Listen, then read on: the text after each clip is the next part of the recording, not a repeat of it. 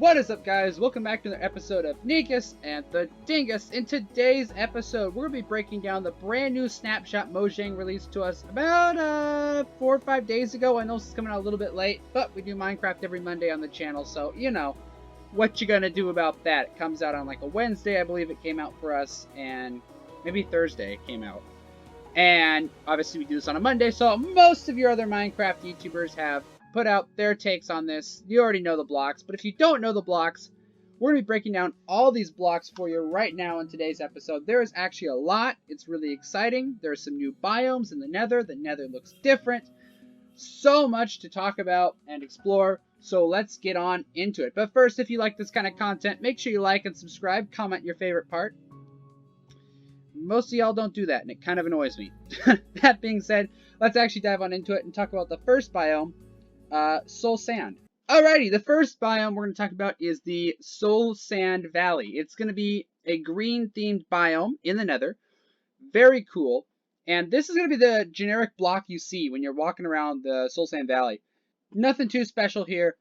Just your generic run-of-the-mill grass block. And not much to talk about. The tree, however, is a warped stem is what they call it. Now this is really cool because not only can you strip it like you would any kind of bark, but you can also create all these other cool things. So stairs, planks, logs, trapdoors, regular doors, pressure plates, buttons, gates, fence posts, signs. You can make all that just off of this new tree that they put in, as well as they have added these little plant things. So it makes it really look alive. And then this is kind of a neat little dirt block that you'll find in there as well. They added a new mushroom. So that's all very neat. And that's all specific to just the new biome they put out, the Soul Sand Valley. The other biome is called the Crimson Forest. Crimson Forest. Sorry, I wanted to say Crimson Biome, but Crimson Forest is what it is. Same deal, except this time they have crimson trees, so to speak, and they have crimson dirt and plants and mushrooms. Basically all the same thing as before. You can make all these neat little things here. Not much to talk about in that regards, but there are some new things that we didn't even think we were going to get in this update, and obviously there's a big one everyone's talking about. We'll get to that in a second. So something I don't think is being talked about enough in this update is the fact you can have blue torches right there and blue lanterns. And it's very simple, actually. So they added a new block called Soul Sand, which is the main ingredient to make these. And when it's on fire, so let's put our little flint and steel here, it actually emits a blue flame, which is, I think, amazing and really cool. And I can't wait to use this in my own playthroughs. I don't know. I just really like the blue flame. I think it's a cool touch. I think it's a neat feature. And I don't think enough people are talking about that because of other features that we'll get to in just a couple seconds. But this, I think, is really cool. Blue torches, blue lanterns, blue flames. I think that'd be a really cool thing to add to any of your builds. Now let's go over here. This is a brand new item called a shroom light. I don't know very much about the shroom lights, but I notice it's new. Supposedly it's naturally generating, so I would assume in the Nether it would pop up because this is a Nether update. So I would assume somewhere in the Nether this would be a naturally generating light because it gets kind of dark in there.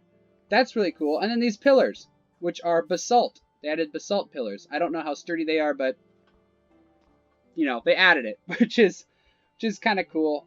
Supposedly they're only going to be found as pillars, but you can use them, quote, for anything. I don't know what that means, but we'll find out as we continue on. Alrighty, so now the moment of truth. Here's the block that everyone's talking about. This is the Ancient Debris block, and this can only be found in the Nether at very low levels. We're talking like diamond levels in the Nether. And Ancient Debris will only be found in groups of 1 to 3, mostly around 1.5 per little clump. And let me tell you why that's a game changer, because Ancient Debris can be smelted down into netherite scrap. And I'll show you what I'm talking about over here. So if you have a blast furnace, you pop it in. And this Ancient Debris will turn into netherite scrap. Okay, so now that we've waited a little bit, you can see that we have all of our netherite scraps. So that scraps will then come over here to our crafting table. And as you can see, there are all sorts of things we could craft, but one thing is the netherite ingot. And you can see it takes 4 gold and 4 netherite to craft 1 ingot. So, it takes a while. So you would need to find, I mean, we had, I think, 11. But see, we're out of the ingots. So we only got 3 because we ran out of gold. And those 3 will get us maybe a shovel, maybe. But here's the thing, if you want to craft it into a shovel, you would need a diamond shovel to make it. So not only do you have to have diamond shovels, or diamond pickaxes, or diamond armor, or diamond you name it, you also need to have the iron ingots to make it such. For example, if we were to make, I don't know, a diamond pickaxe, I mean a netherite pickaxe, we would need a diamond pickaxe plus 1 netherite. And again, to make a netherite, we made 3 from 11. That's a lot. I mean, obviously we had 5 left over, we ran out of gold, but you need a lot of gold, you need a lot of ancient debris just to craft 1. Remember, it's 4 ancient debris you need to craft 1 pickaxe. And finding them is incredibly difficult. And I'm going to show you in just a couple seconds how difficult it is. But that's basically the nature of the game. You can see 1 ingot plus the leggings. Or over here, 1 ingot plus diamond pickaxe. 1 ingot plus, you know, all that stuff. So that's essentially what these tools are. Again, a quick demonstration here.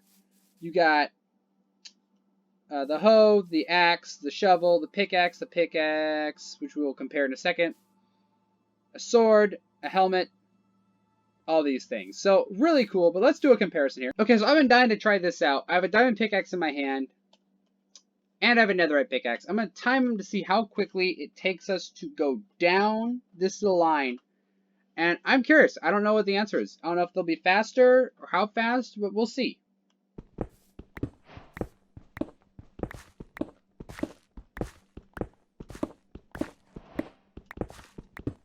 Alrighty, so that was the diamond pickaxe.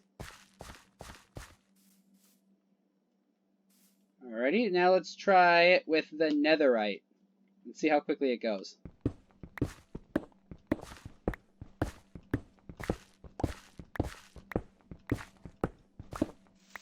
So a little bit faster, maybe?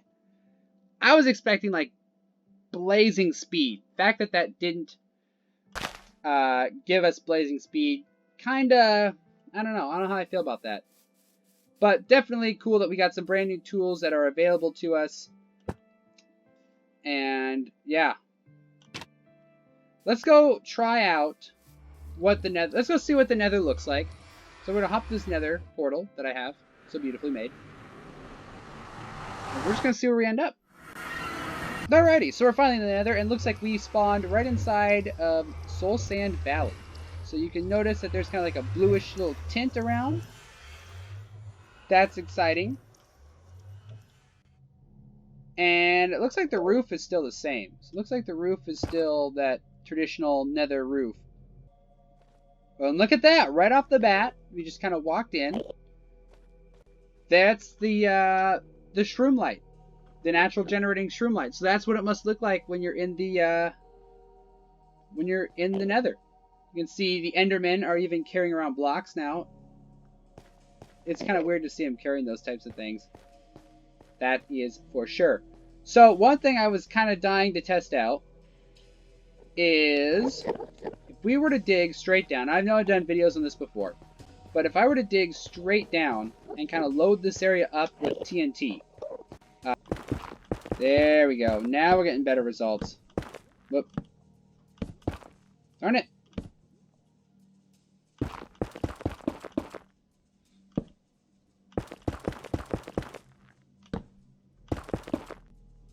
Okay, so there is bedrock. So, in theory, let's just light this thing up with some TNT, huh?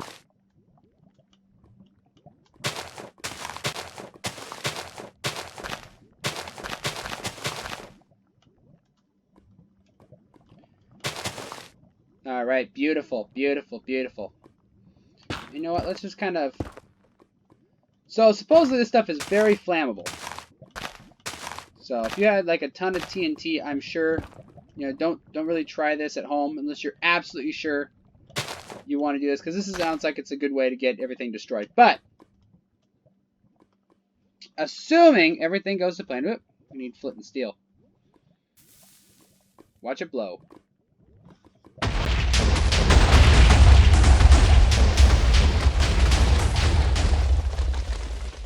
Okay, so let's see how we did.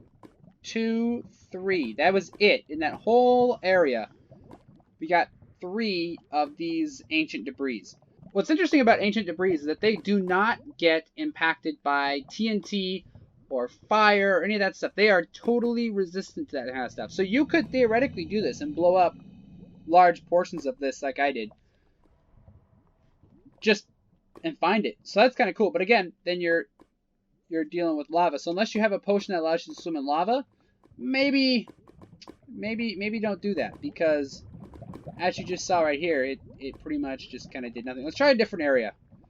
Let's try a totally different area here. Like right about here looks like it's a good spot. Let's just dig straight down. I'll see if we got that.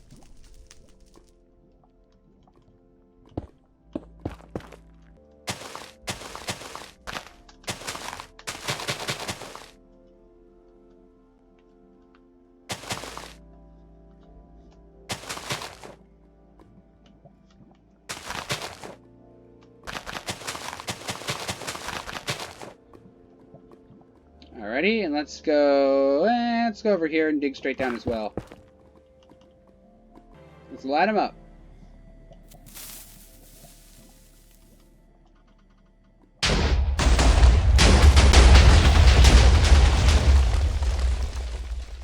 Alright, so in this little area that we just kind of mined out, how many did we find? 1, 2. Think about that. That's it. 2 is all we came across. Now, keep in mind, you need 4 if you want to make any kind of an ingot. So, if you had done this strategy, and you waste a lot of TNT, and you risk a lot of stuff by doing this kind of mining straight down, in theory, you could also do like the big chunk method, but I prefer doing it this way, because TNT's fun. But that's kind of crazy, that there's 2 there, and then our little hole we created over here, there was... I think 3. I mean, there's just not a lot. And again, you're dealing with all of this lava and stuff as well. Let's see if we can't go out and find the other type of thing too. So here are those trees, by the way, and the wood that you would have to kind of chop down. It does look right here like it would be more livable. Like right here looks very livable to me. Like it looks like you could actually, except for all these stupid... Go on. Go on. Go on. There we go. So that's kind of cool. This actually looks rather livable, to be honest. I mean, it's a little dark, but if you have a night potions, you could probably make it work. One last thing before we check on out of here. There is a new fun little animal creature called a... What's it called? A hoglin. Look at the little guy. Aren't they cute? Supposedly they're going to be kind of different, I guess? I don't know what the right term is here. It says they're harmless for now. I don't know what that means. Does that mean they're going to be like hostile later on? But for right now, they seem to be pretty harmless. And they seem to be pretty cute. Look at that. Look at that. I wonder how... I don't know, but they seem pretty cute. I haven't necessarily narrowed down how to breed them yet, aside from having this nice little egg, because we're in creative. But that would be really cool if you could breed them and have your own little army of hoglins. I assume, though, that they're going to be hostile mobs, so maybe you don't want to breed them. It'd be cool to ride them too. If you had like a golden carrot or something. Gosh, these things are so darn cute. Anyway, if you like this kind of content, make sure you like, subscribe, comment your favorite part, and as always, thank you for watching this video, and we hope to see you all in the next video. We out.